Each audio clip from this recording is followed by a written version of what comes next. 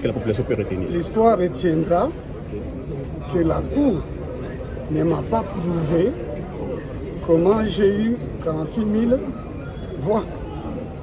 Elle n'a pas prouvé comment Tshisekedi a eu 73% de voix. Le débat, c'est devant les juges de la régularité. C'est-à-dire, le débat portait sur la question de savoir est-ce que la CENI a assuré la régularité. Or, la CENI a systématiquement et délibérément violé la loi pour nous amener dans un simulacre électoral qui a abouti à des résultats qui sont un simulacre. Une simple chose que j'ai demandé à la Cour, puisque la CENI, conformément à la loi, doit envoyer les procès-verbaux des résultats compilés à la Cour.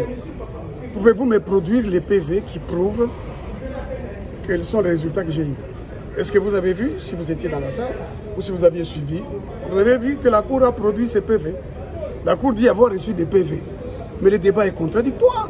C'est le principe essentiel d'un débat équitable, d'un procès équitable.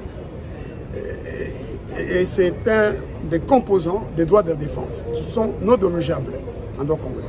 Il n'y a pas eu une seule preuve qui est censée avoir été déposée par la CENI, qui m'a été opposée, qui a été opposée au peuple congolais, disant vous avez un président régulièrement élu, voici les PV des résultats compilés par le bureau des votes, par centre de compilation dans chaque circonscription.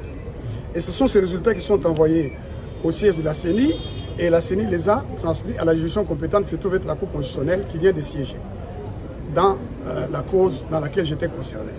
Donc, quand je sors de cette audience, je sors sans avoir été convaincu de manière incontestable par les juges de la régularité que la CENI m'a attribué des résultats qui sont conformes à la régularité.